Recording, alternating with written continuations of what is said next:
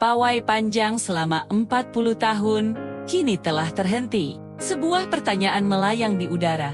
Mengapa? Mengapa dia berhenti? Mengapa dia melepaskan janji yang telah dia kejar sepanjang hidupnya? Tepat sebelum menyentuhnya, hari ini, kita berdiri di dataran Moab, di tepi sungai Yordan perhentian, terakhir dari sebuah perjalanan yang menentukan sejarah umat manusia. Perjalanan ini dimulai di jantung Mesir, di tepi sungai Nil. Ia bergerak melintasi dasar Laut Merah yang terbelah, berdiri gemetar di hadapan api yang berkobar di Gunung Sinai, dan mengecap air mata pahit di Kades Barnea. 40 tahun pengembaraan, 40 tahun mukjizat dan kesalahan telah membawa kita ke tempat ini. Sebuah era sedang berakhir. Apakah kalian ingat bagaimana semua ini dimulai 40 tahun yang lalu? Masihkah kalian merasakan kengerian yang mengguncang jantung Kekaisaran Mesir selama 10 tulah itu? Dalam keheningan tragis, kematian anak sulung, Israel mengambil langkah pertama mereka bukan dengan ketakutan, tetapi dengan teriakan pembebasan. Dengan tiang pintu mereka yang ditandai oleh darah anak domba. Apakah kalian ingat? Pria yang berdiri di antara kereta perang Firaun dan air laut yang biru pekat sambil berseru, "Diamlah dan lihatlah keselamatan dari Tuhan." Tongkat yang sama itu, yang dulunya begitu kokoh, kini gemetar.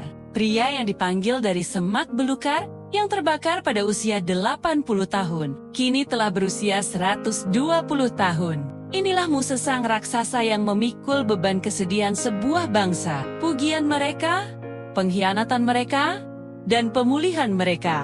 Di hadapannya, terbentang tanah yang dia impikan setiap malam Kanaan. Tanah itu begitu dekat, sehingga dia hampir bisa menyentuhnya, berkilauan dengan janji tentang susu dan madu. Namun di belakangnya, angin gurun masih membawa debu dari kuburan seluruh generasi 600.000 orang yang tidak berhasil sampai ke sini. Jadi, mengapa dia berhenti? Mengapa dia dilarang menyeberangi sungai ini? Ini bukan sekadar pensiunnya seorang pemimpin tua. Ini adalah persimpangan yang mendalam antara keadilan Tuhan dan kasih karunia-Nya. Hari ini, melalui sore terakhir Musa, kita belajar apa artinya meninggalkan warisan dan apa artinya melepaskan agar sesuatu yang baru dapat dimulai. Sungai Yordan mengalir lebih deras dari biasanya hari ini. Derunya memecah keheningan yang berat. Setiap mata tertuju pada satu orang. Musa, tepat di seberang air, tanah perjanjian bersinar di bawah sinar matahari. Seceu, langkah. Hanya satu langkah lagi, dan kerinduan selama 40 tahun akan terpenuhi. Tetapi Musa tidak bergerak. Dia tidak bisa bergerak. Berhentinya Musa bukanlah sebuah kegagalan. Itu adalah tindakan ketaatan yang kudus menuju sebuah penyelesaian. Musa menyandarkan tubuhnya yang lelah pada tongkatnya dan menatap kerumunan itu. Orang-orang ini adalah generasi perjanjian. Mereka tidak ingat bunyi cambuk Mesir. Mereka hanya tahu rasa mana dan burung puyuh di padang gurun. Bagi Musa, mereka bukan sekadar sebuah bangsa. Mereka adalah anak-anaknya. Dialah ayah rohani yang menderita bersama mereka di bawah tiang awan pada siang hari dan tiang api pada malam hari. Dia tetap bersama mereka saat mereka haus, saat mereka tersesat, bahkan saat mereka mengambil batu untuk membunuhnya. Dia mengasihi mereka melalui itu semua. Musa menarik napas dalam-dalam dan mulai berbicara. Suaranya secara mengejutkan masih kuat, penuh dengan hikmat dari 1 abad perjalanan hidup. Dengarlah aku, hai Israel, hari ini aku menghadapkan kepadamu kehidupan dan keberuntungan, kematian dan kecelakaan. Waktuku bersamamu dalam tubuh jasmani telah mencapai batasnya. Aku sekarang berumur 120 tahun. Dan aku tidak sanggup lagi memimpin kamu. Tuhan telah berfirman kepadaku, engkau tidak akan menyeberangi sungai Yordan ini. Isak tangis rendah terdengar di antara kerumunan. Rasanya seperti mereka sedang kehilangan ayah mereka. Sauh mereka. Tetapi Musa melanjutkan. Suaranya tegas, namun lembut. Janganlah menangis. Janganlah berpikir sedetik pun bahwa kalian sendirian karena aku pergi.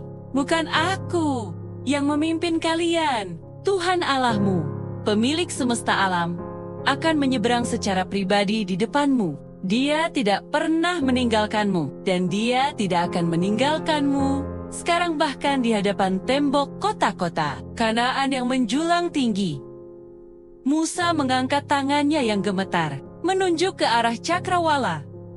Lihatlah tanah itu, tanah yang akan kalian injak, bukanlah trofi dari kekuatan atau militer kalian sendiri. Itu adalah hadiah setia dari Tuhan yang dijanjikan kepada nenek moyangmu Abraham, Ishak, dan Yakub.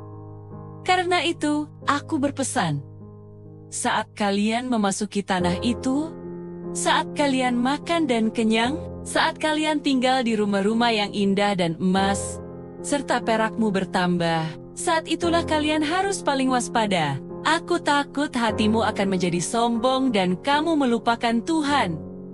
Saat kamu berkata, kekuatanku dan kemampuan tangankulah yang menghasilkan kekayaan ini, maka kamu akan mendapati dirimu kembali dalam kesengsaraan padang gurun. Inilah kebenaran terbesar yang dipelajari Musa dalam 120 tahun hidupnya. Tragedi terbesar manusia adalah melupakan sang sumber di puncak kesuksesan. Dia mengukir peringatan ini di dalam hati mereka. Ingatlah firman Tuhan, seperti roti harianmu. Ikatlah itu sebagai lambang pada tanganmu. Pasanglah pada dahi kamu, dan tulislah pada tiang pintu rumahmu. Ajarkanlah itu dengan rajin kepada anak-anakmu. Kasihilah Tuhan, Allahmu, dengan segenap hatimu, dengan segenap jiwamu, dan dengan segenap kekuatanmu. Itulah satu-satunya jalan menuju kehidupan. Tetaplah melekat kepadanya, karena dialah hidupmu. Keheningan yang berat menyusul. Musa kemudian memanggil pemimpin muda yang setia, yang berdiri di dekatnya. Yosua, kemarilah.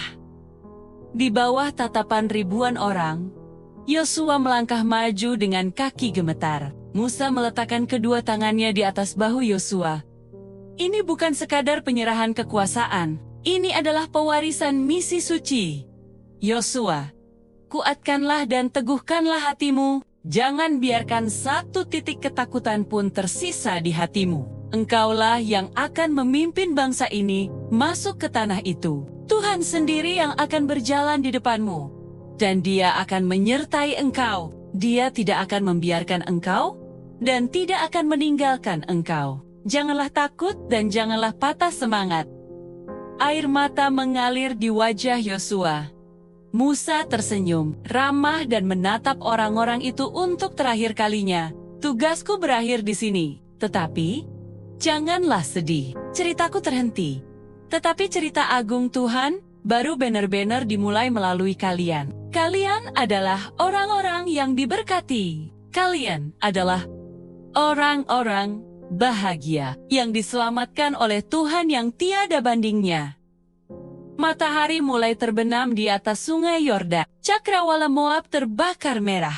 Di seberang sungai, Kanaan bermandikan cahaya keemasan yang cemerlang. Musa menatap tanah itu untuk waktu yang lama, seolah mencoba mengukir gambar itu di dalam jiwanya selamanya. Tanah yang dia impikan selama 40 tahun. Meskipun dia tidak bisa menginjakan kaki di sana, dia berbisik pada dirinya sendiri. Sungguh, tanah yang sangat indah. Dalam kata-kata itu, mungkin ada sedikit penyesalan manusiawi, tetapi itu tertelan oleh rasa damai yang jauh lebih dalam. Dia sudah cukup bahagia hanya dengan melihat janji Tuhan digenapi melalui orang-orang yang dia cintai. Kematiannya bukanlah kekalahan. Itu adalah tindakan indah untuk menepi bagi generasi berikutnya. Musa mengangkat kedua tangannya tinggi-tinggi dan memberikan berkat terakhirnya. Doanya terbawa angin, melewati setiap tenda dan setiap hati di dataran itu. Tuhan memberkati engkau dan melindungi engkau. Tuhan menyinari engkau dengan wajah-Nya dan memberi engkau kasih karunia. Tuhan menghadapkan wajah-Nya kepadamu dan memberi engkau damai sejahtera. Dan dengan itu, khotbah Musa berakhir. Kisah dunianya ditutup dengan tenang di puncak Gunung Nebo. Kitab suci mencatat, matanya belum kabur dan kekuatannya belum hilang. Dia tidak mati karena sakit. Dia mati karena misinya telah selesai. Tidak ada yang tahu di mana dia dimakamkan, karena dia dibaringkan untuk beristirahat oleh tangan Tuhan sendiri. Sekarang, lihatlah hidupmu sendiri. Apakah kamu terganggu oleh pikiran-pikiran rumit hari ini? Apakah kamu cemas tentang ketidakpastian esok hari? Atau pahit karena mimpi-mimpi yang belum tercapai? Lihatlah langkah terakhir Musa, dan letakkanlah bebanmu. 1 bab dari seorang raksasa ditutup, tetapi sejarah Tuhan tidak berhenti. Ia mengalir langsung menuju Yosua. Begitu juga denganmu. Kamu tidak harus menyelesaikan semuanya sendiri. Jangan mencoba menyeberangi sungai hanya dengan kekuatanmu sendiri. Percayakan malamu kepada Tuhan yang membelah sungai Yordan dan berjalan di depanmu. Tuhan yang setia yang menyertai Musa, menyertaimu saat ini juga, menjagamu. Pejamkan matamu dalam damai. Rasakan semilir angin dari tanah perjanjian menyelimuti jiwamu yang lelah. Tuhan tahu namamu. Dia mengingat 40 tahun pengembaraanmu dalam 1 hari yang melelahkan. Rasakan Nia menghapus air matamu, dan lepaskanlah semua keteganganmu. Tuhan sudah menyiapkan hari esokmu. Kamu tidak sendirian.